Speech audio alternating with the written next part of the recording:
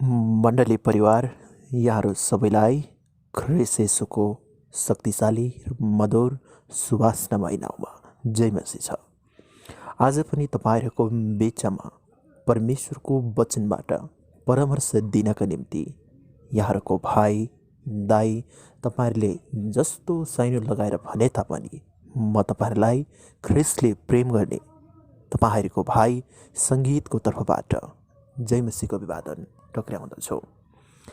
आजको मेरो प्रवचनको शीर्षक रहेको छ बाइबल अध्ययन गरौँ, आत्मिक रूपमा अगाडि बढौँ। राम्रोसँग सुन्नुहोस् है त। आजको मेरो प्रवचनको शीर्षक रहेको छ बाइबल अध्ययन गरौँ, आत्मिक रूपमा अघि बढौँ। बिब्लियोन भन्ने ग्रीक शब्दबाट बाइबल शब्द आएको हो। बिब्लियोन भन्ने ग्रीक शब्दबाट बाइबल शब्द आएको हो। बाइबल परमेश्वरको लिखित वचन हो। बाइबल लेख्न 1600 वर्ष लागेका थिए। बाइबल लेख्ने व्यक्ति 13वटा देशका थिए र 3वटा महादेशका थिए, युरोप, एसिया, अफ्रिका। बाइबल हाम्रो विश्वासको आधार हो। बाइबल हाम्रो विश्वासको आधार हो। राम्रोसँग ध्यान दिएर सुन्नुहोस् है त। परमेश्वरले बाइबलमा आफ्नो उद्देश्य प्रकट गर्नुभएको छ, आफ्नो प्रकाशलाई चाहिँ प्रकट गर्नुभएको छ। हामीले बाइबललाई स्वीकार गर्न आवश्यक छ। 66वटा पुस्तकको एउटै कथा बाइबल हो। बाइबलको मुख्य विषयवस्तु मुक्ति र उद्धार। बाइबलको साझा उद्देश्य परमेश्वरको महिमा गर्नु हो। बाइबलको महानायक प्रभु येशू हुनुहुन्छ र बाइबलको खलनायक शैतान हुनुहुन्छ। बाइबल परमेश्वरद्वारा दिएको ईश्वरीय लिखित प्रकाश हो, जसद्वारा हामी थाहा पाउँछौँ कि उहाँ को हुनुहुन्छ र उहाँको लागि मानिस को हो भनेर। 100 एडीसम्म बाइबल लेखिसकेका थिए। बाइबल परमेश्वरको वचन भएको कारण निश्चित त्रुटि रहेछ।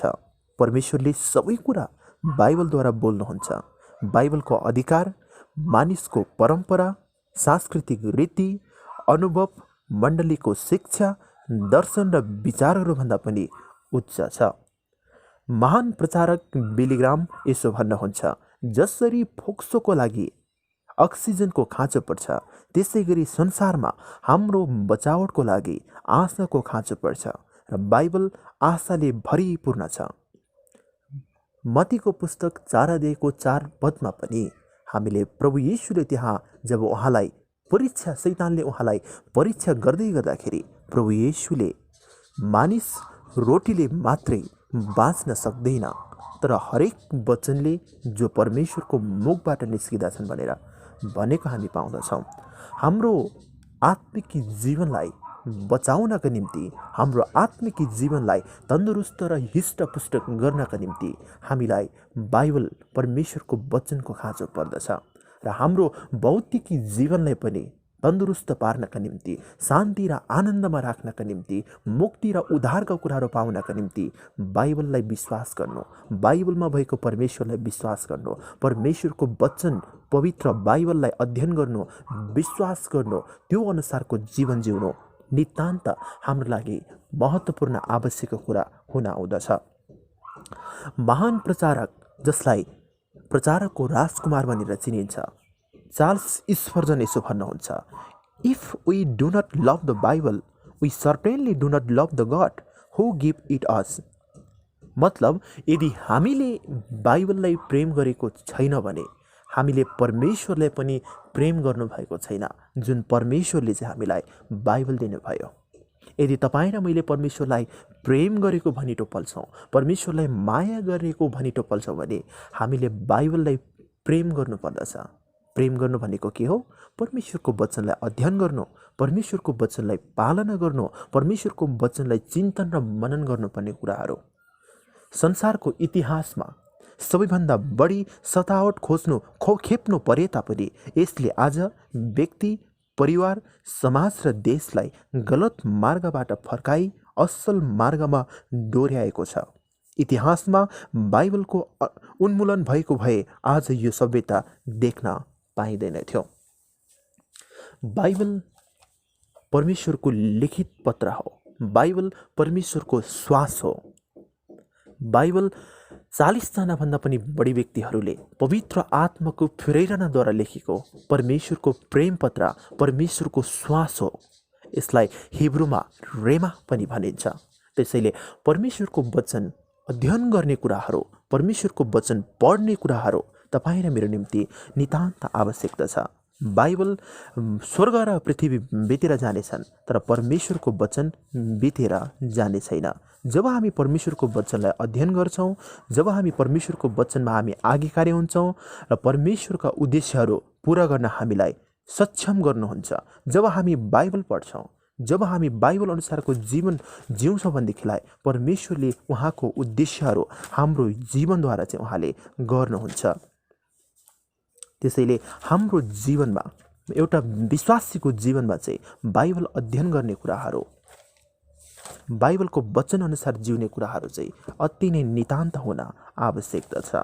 बाइबल जसरी एउटा मानिसले बिहान, बेलुका र मध्याह्न आफ्नो भौतिकी प्यासलाई, भौतिक शरीरको भोक र प्यासलाई मेटाउनका निम्ति खाना खान्छौँ, पानी पिउँछौँ, त्यसै गरी नै हाम्रो आत्मिक जीवनलाई हिष्टपुष्ट र तन्दुरुस्त बनाउने हो भने हामीले परमेश्वरको वचनलाई अध्ययन गर्न जरुरी छ। परमेश्वरको वचनलाई पढ्नु जरुरी छ।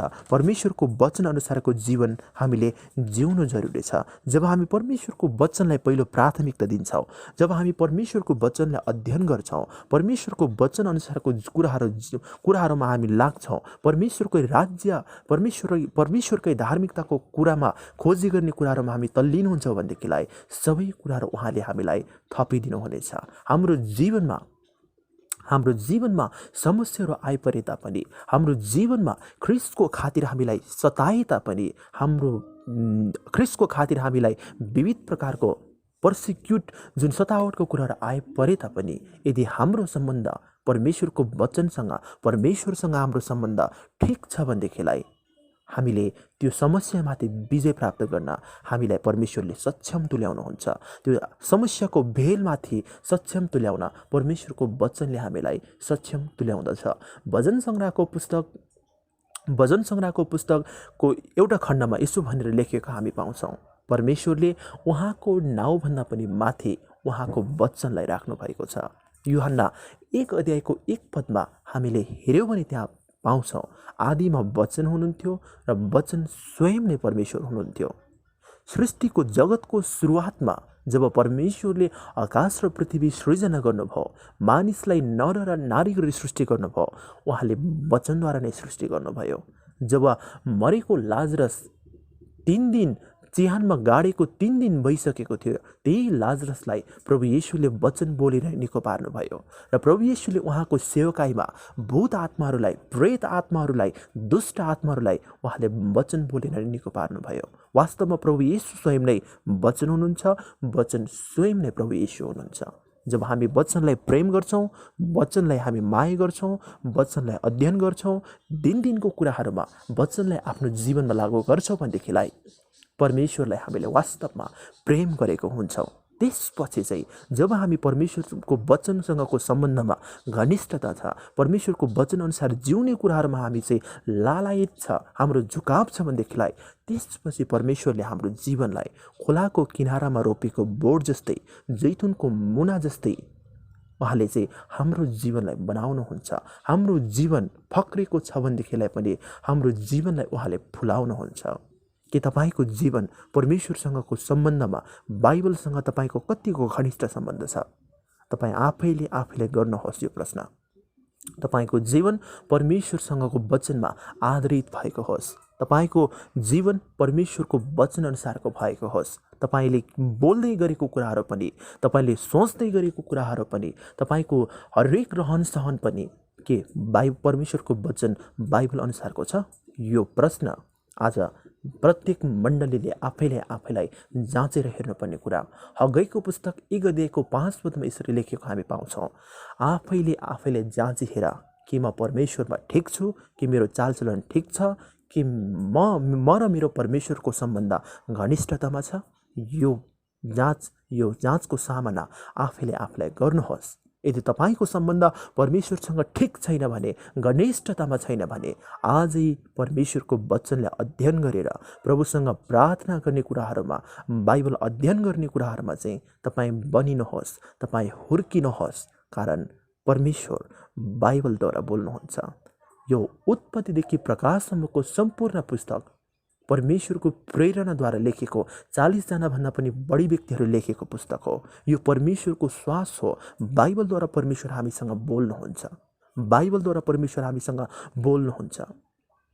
त्यसैले यदि तपाईँसँग परमेश्वर बोलेको चाहनुहुन्छ, तपाईँको जीवनमा समस्याहरू, आपद विपद, गाह्रो साह्रो परिस्थिति आउँदाखेरि तपाईँ परमेश्वरमा आनन्दित भएर अनन्तताको एकदम धन्यवादीको जीवन तपाईँ जिउन चाहनुहुन्छ भने बाइबल पढ्नुहोस्। तपाईँको जीवनमा गर्नुपर्ने, तपाईँले सामना गर्नुपर्ने प्रत्येक परिस्थितिमा पनि यदि तपाईँले बाइबललाई पढ्नुहुन्छ भने तपाईँले दिनभरि फेस गर्नुपर्ने कुराहरूमा, हजारौँ वर्षौँभरि फेस गर्नुपर्ने कुराहरूमा प्रभुले तपाईँलाई सहायता गर्नुहुन्छ।